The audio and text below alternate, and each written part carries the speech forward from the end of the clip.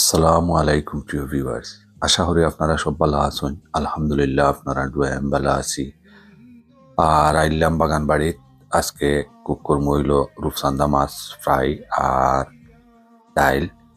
তো রূপচান্দা মাছ পয়লা প্রথমে ভাবছিলাম যে আমি ফ্রাই হইলিম, চিন্তাধারা বাদে করছি যে ফ্রাই করিয়া থোড়া হালকা বুনাও দিলাম, ডাইলের লগে মজা লাগবো।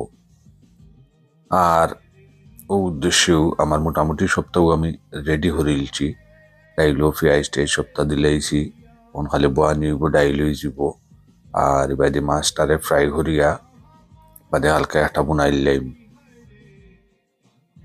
তো আমার এই রূপচান্দা মাছটা একটা বড় রূপচান্দা মাছ না, বড় রূপচান্দা মাছ হইলে দুইটাই অতট হয়ে গেল, এগুলো হইলে আমার মিডিয়াম সাইজের, এবং এগুলো ফ্রাই করিয়া খাইতে বড়টা থাকিও মজা। আপনারা খাইয়া ট্রাই করে দেখতে পারেন। পালা করে ফ্রাই হলে বা ফ্রাই করিয়া হালকা একটা বুনা হলে খুবও মজা লাগে। তো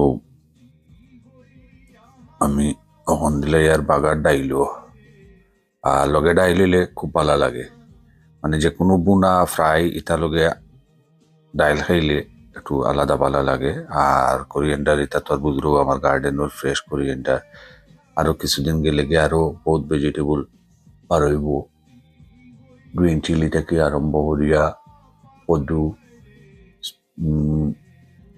টমেটো থেকে আরম্ভ করে অনেক কিছু গার্ডেন থেকেও ইউজ করা যায়। বা গার্ডেনের পানিটা আলাদা একটা মজা লাগে। মানে একটা হইলো অর্গানিক, আর সেকেন্ড থিং হইলো যেন কি একবারে ফ্রেশ। যাই হোক ভিউয়ার সকল, আপনারা সব ভালো আছেন। গালায় খাঁচা তাহলে আইও কাজকু একটা হেভি বুনাও, বুনাটা কিন্তু খুবও মজা হইব। যদিও আমি বারবার কই যে অত মজা হয় না, অত মজা হয় না, আসলে এলা নাই, ভালোও মজা হয়। আর যে কুক করে এ মনে হয় বেশি টেস্ট পায় না।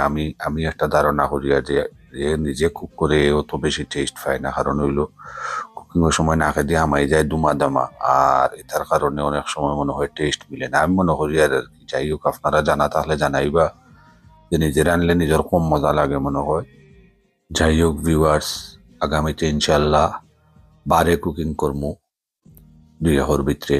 এ পর্যন্ত আপনারা ভালো থাকবা, সুস্থ থাকবা, নিরাপদে থাকবা। ইনশাল্লাহ আবারও মাত হইব। আসসালামু আলাইকুম।